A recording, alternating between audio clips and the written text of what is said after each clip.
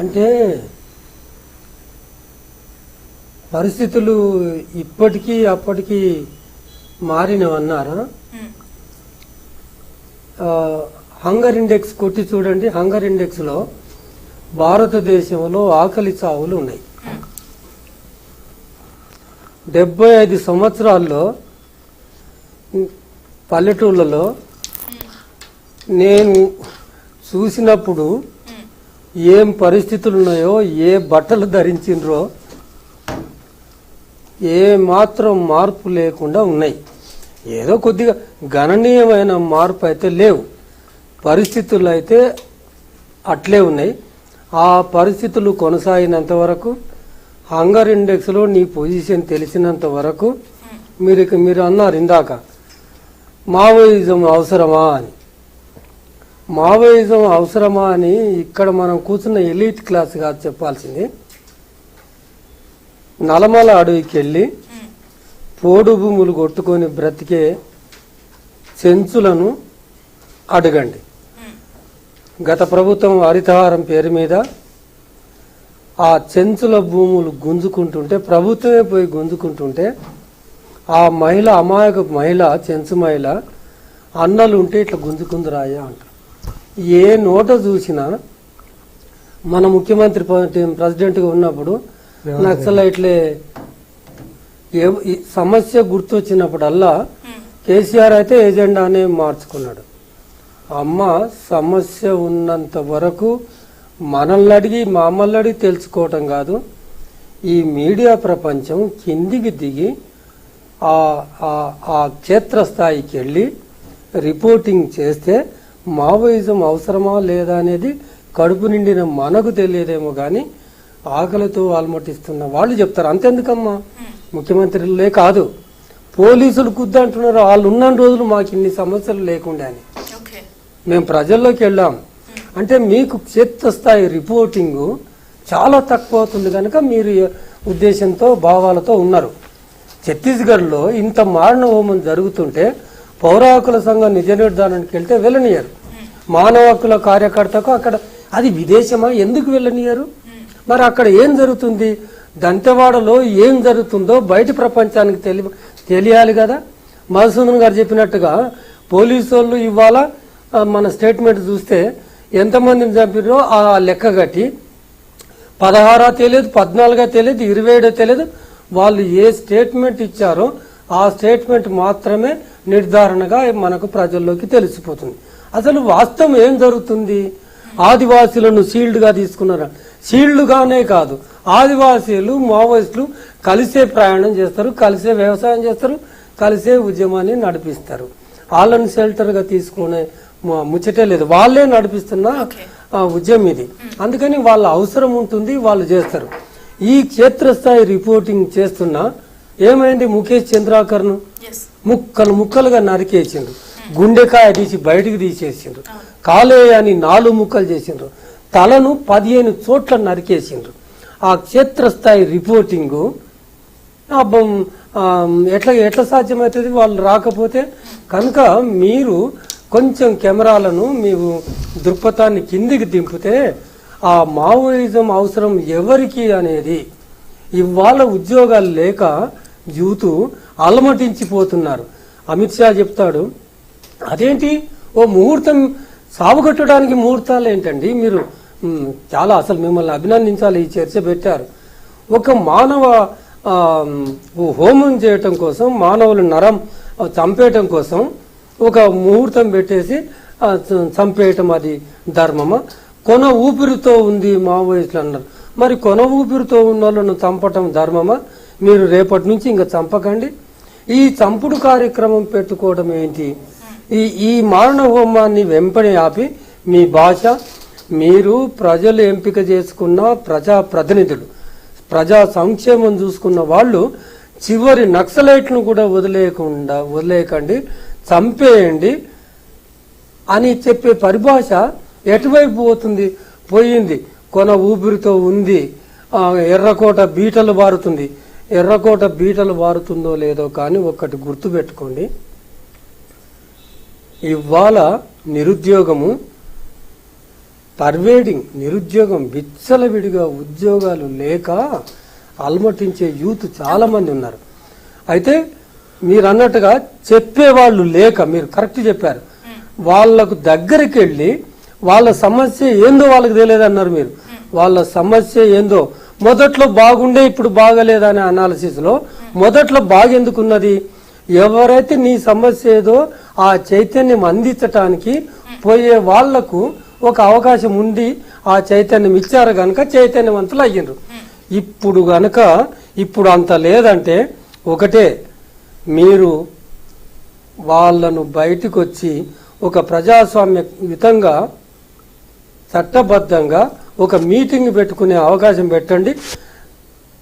వరంగల్లో 10 లక్షల మందితో మీటింగ్, ప్రజల్లో సమస్యలు ఉన్నంత వరకు లక్షలాది జనం కదులుతారు. ఇవాళ కదలపోవటానికి కారణం మనం విశ్లేషించుకుంటే అర్థమయ్యేది ఏంటంటే, ఈంచు కదలనివ్వలేకపోతున్నావు కదా అంటే సాయుధ పోరాటం ఒక్కసారిగా సాయుధం కాదు, గుర్తుపెట్టుకోండి. సాయుధ పోరాటం ఒకప్పుడు బిగినింగ్ లో ఒక ప్రజాస్వామ్య బద్ధంగానే ఊరూరు తిరిగి చైతన్యం చేసే బద్ధంగానే, అయితే మొట్టమొదటి తుపాకుల గర్జన, ఆ తూటాలు ఎక్కడి నుంచి మొదలైనాయి, రాజ్యం ప్రేరేపించింది. ఇది నీవు 2020 నాటికి కథం చేస్తావేమో కానీ మనం ఆలోచించాల్సింది ఏంటమ్మా, ఎంత రక్తపాతం అవుతుంది, ఎంత హింసాత్మకం అవుతుంది సమాజం. మనం ప్రజలు ఎన్నుకున్న ప్రతినిధులుగా మనం ఏం చెప్పాలి, చంపండి, నరకండి, వదలకండి, వారిని వదలకండి అని చెప్పటం కాదు. మీరు శాస్త్రీయబద్ధంగా కోట్లు ఖర్చు పెడుతున్నారు డ్రోన్ల ద్వారా. ఎందుకట్లా అంత అవసరం ఉందా? అది అత్యంత తీవ్రమైన సమస్యనా? అది నిరుద్యోగాన్ని తీసేయండి, ఆకలిని తీసేయండి. కులం ఉంది కదండి ఈ దేశంలో, ఏ దేశంలో లేనట్టుగా ఆ ఫండ్స్ అన్ని తీసుకొచ్చి కులరహిత సమాజం కావాలి కానీ మావోయిస్టు రహిత సమాజం ఏంటండి? అదంత పెద్ద సమస్య కాదు. అది మీ బీటలు వారుతాయి, గుర్తుపెట్టుకోండి. నిరుద్యోగ యువత ఒక్కసారి అనేది దేశ ప్రతిష్టకి భంగం కలిగిస్తుంది. ఇప్పుడు అధికారం ఎంచుకున్నారు, పోలీస్ వ్యవస్థ ఉంది, వీళ్ళు కదా రూల్ చేయాల్సింది. మావోయిస్టులు ఎవరు? మరి ఎవరని వాళ్ళు కావాలని మన ముఖ్యమంత్రులే అంటున్నారు. మీరు ఎవరు అనే మాట ఆనాడు ఎవరైతే అడుగుతున్నారో వాళ్ళని అడగండి. ఎప్పుడు ప్రజలు ఏర్పాటు చేసుకున్న ఒక పార్టీ ప్రజలు తృణీకరిస్తే, ప్రజలు కాదనుకుంటే కానే కాదు, ప్రజలు కోరుకుంటున్నారు. మావోయిస్టులకు కూడా లక్ష్మణ్ గారు, ఈ 75 సంవత్సరాలు వచ్చింది, స్వాతంత్రం వచ్చింది, ప్రపంచ పటంలో కూడా భారత్ చెప్పదగిన ప్లేస్ లో ఉంది. కానీ మీరన్నట్టు కొంచెం డెప్త్ గా వెళ్తే, ఈ ఆదివాసులు ఈ ప్లేసెస్ కి వెళ్తే మాత్రం అభివృద్ధి మచ్చుకైనా ఎక్కడా కనిపించదు. ఇంకా డోరీల్లో మోసుకెళ్తారు, ఈ డెలివరీస్ కి రకరకాలు చూస్తున్నాం. మరి అయితే అంటే మావోయిస్టులు పోరాటం చేయాల్సింది ఎక్కడ, వాళ్ళ అవసరం నిజంగా ఎక్కడుంది? ఇదే మరి భారతదేశం వెలిగిపోతుంది అంటే ఎక్కడ వెలిగిపోతుంది అంటే 1% ప్రజల దగ్గర ప్రభుత్వం ఇచ్చిన స్టాటిస్టిక్స్ ప్రకారంగానే 70% సంపద ప్రోగై. It is against the constitutional spirit కదా. No economic power should be concentrated on few hands అని రాజ్యాంగం ఘోషిస్తుంది కదా. మనం ఏం చేస్తున్నాం, రాజ్యాంగానికి వ్యతిరేకంగానే పనిచేస్తున్నాం. నక్సలైట్లకు ప్రజాస్వామ్యం పైన రాజ్యాంగం పైన విశ్వాసం లేదు అంటున్నాం. మరి మన విశ్వాసం ఏది? రాజ్యాంగం పైన మరి ఏది మన విశ్వాసం ఏది? మూఢత్వాన్ని పోగొట్టాలని రాజ్యాంగం చెబుతుంది, కులాన్ని పోగొట్టాలని రాజ్యాంగం చెబుతుంది, ఆ ఆర్థిక సంపద మొత్తం ప్రజలందరికీ అందాలని రాజ్యాంగం చెబుతుంది. ఇవాళ ఏమవుతుంది, ఎంతవరకు పోయింది మన దేశ పరిస్థితి అంటే, ఇవాళ పేపర్ తిప్పేసి చూడండి. ఒక మహిళ పెద్దపల్లి జిల్లాలో ఒక మహిళ, అయ్యా నాకు ఆ ఇందిరమ్మ ఇల్లు ఇయ్యిందని కాళ్ళు మొక్కుతుంది. ఇవాల్టి పేపర్లోనే ఆదాని గారు కోట్లకు పరిగెత్తిన ఆదాని గారు ఇంత అన్నం పెడుతున్నాడు, ఇస్తర్లా అన్నం అందిస్తున్నాడు. ఆ స్థితి నిన్ను ఎన్నుకున్నది ఎందుకంటే మమ్మల్ని ఈ దీనావస్థ నుంచి, మమ్మల్ని దీనావస్థ నుంచి విముక్తి చేస్తారనే కదా. ఎవరైతే ఈ అవస్థల గురించి మాట్లాడుతున్నారో, ఈ సమస్యల గురించి మాట్లాడుతున్నారో, 70% సంపద ఒక వ్యక్తి దగ్గర ఉందంటే నీ పాలసీ విధానాలన్నీ ఎవరికి అనుకూలంగా తయారు చేశావు? ఈ పాలసీ విధానాలను, నీవు చేస్తున్న పని విధానాన్ని మాట్లాడిన వాళ్ళేమో అర్బన్ నక్సలైట్లు. ఈ వ్యవస్థ మీద వాళ్ళకి హక్కు ఉంది, సాయుధంగానో నిరాయుధంగానో పోరాడే ఆ ఫామ్స్ ఉంటాయి. ఆ ఫామ్స్ ఉంటే ఆ ఫామ్ ఎంచుకున్నారు, వాళ్ళే చూసుకుంటారు, వాళ్ళు చేస్తున్నారు. అయినంత మాత్రాన చంపేసేయాలని రమేష్ చెప్పాడు. ఎక్కడుంది? సుప్రీంకోర్టు కూడా నీ సొంత పిల్లల్ని ఇవాళ ఇంకా అయిపోయిందని ఆ శవాలను చూసి చెప్పారు. ఏంది ఆ ఘనకార్యం? మొత్తం అయిపోయిందని ఆ శవాలను చూసి విజయం అంచున ఉన్నామని సంకలు గుద్దుకోవటము. నువ్వు విదేశీ శత్రువులు చంపి అంత ప్రేజ్ చేసుకోవాలనా? ఆయన ఎవరు? విష్ణుదేవ్ ఇంకా వీపుల మీద తరిచి శబాష్ అంటాడు. ఒక యాక్షన్ చేసి వస్తే వాళ్ళని చంపేసి వస్తే శబాష్ అంటాడు. ఈ శబాష్ అనటము, ఈ మెచ్చుకోవడాలు, ఈ అవార్డులు, రివార్డులు, కోట్ల అనాడిటెడ్ ఫండ్స్ను ప్రజలు చెమట తీసి సంపాదించిన ప్రజాధనాన్ని ఎంత వృధా చేస్తున్నారో చూడండి. దేశానికి చాలా సమస్యలు ఉన్నాయి.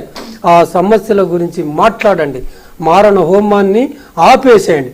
శాస్త్రీయంగా ఒక వ్యక్తి సాయుధుడై చేతిలో ఆయుధంతో ఉంటే మరి ఎక్కడ ఎదిగాం? నీ టెక్నాలజీ ఎదిగింది అంటున్నావుగా. నీ టెక్నాలజీని ఉపయోగించి, ఆలోచనను ఉపయోగించి ఒక సాయుధుడైన వ్యక్తిని నిరాయుధుని చేసి ప్రాణాలతో తీసుకొచ్చి చంపేయండి అని చెప్పడం ప్రజాస్వామ్యాలు కాదండి. ఆయన్ని నిరాయుధుని చేసి తీసుకొచ్చి కోర్టుల ముందు నిలబెట్టే, న్యాయస్థానం ముందర నిలబెట్టేంత వరకే కదా నీ విధి. ఏం చేస్తున్నావు నీవు అని మొత్తం పౌర సమాజం స్పందించాల్సిన అవసరం ఇప్పుడు చాలా ఉంది మన దగ్గర. రెహమాన్ గారు, అంటే కొన్ని దేశాల్లో చూస్తే నేపాల్